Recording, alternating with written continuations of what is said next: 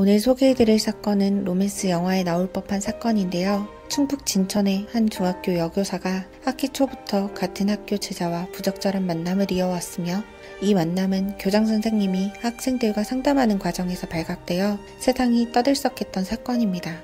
이 두 사람은 교사와 제자라는 사회적 위치에도 불구하고 여러 차례 성관계를 맺은 것으로 확인됐으며 이 사실이 알려지자 학교 측은 경찰에 수사를 의뢰했고 경찰은 성관계 대상이 13세 이상이라 형법상 미성년자의 강간죄를 적용할 수 없다면서 강압 등에 의한 성관계도 아닌 것으로 파악됐다라고 밝히며 무혐의 처분을 내렸습니다. 과거 비슷한 사건 중 청소년과 성관계를 한 남성에게는 다른 법까지 적용하면서 형사처벌을 한 것과 달리 합의에 따른 성관계였다는 이유만으로 무혐의에 그쳤기에 비판이 더 거세졌죠.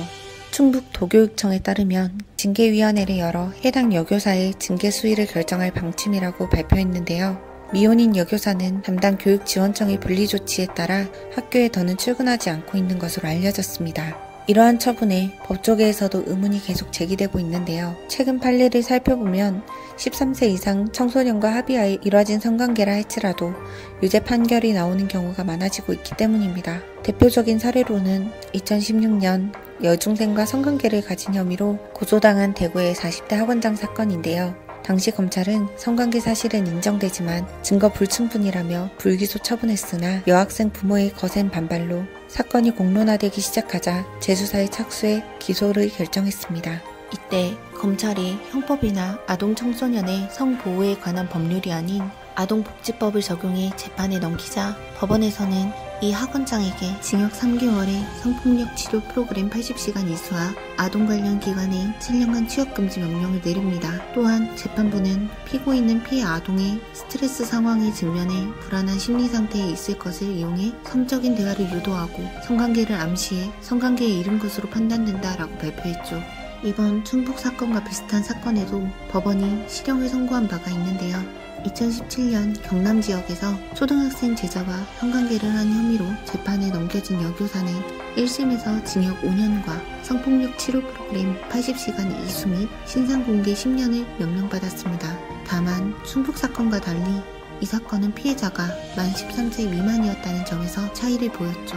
이외에도 다른 청소년과 성인 간의 성관계 사건들과 동일하게 이번 사건 역시 그루밍 성범죄에 해당되는 사건으로 봐야 한다는 의견이 많았습니다. 그루밍 성범죄는 성적인 의도를 갖고 피해자에게 접근해 신뢰관계를 쌓은 뒤 피해자가 성적 행위를 자연스럽게 받아들이도록 길들이는 성범죄를 뜻하는데요. 그동안 남교사와 여학생 사이에 성관계 사건이 발생할 때마다 그루밍 성범죄라고 주장해온 여성계가 이 사건에선 특히 입장 표명을 하지 않고 있다는 점도 비판의 대상이 된 것이죠. 각종 SNS와 인터넷 기사 등에서 경남 여교사 사건 때와 마찬가지로 여성계의 이중성을 지적하는 목소리가 꾸준히 이어지고 있습니다.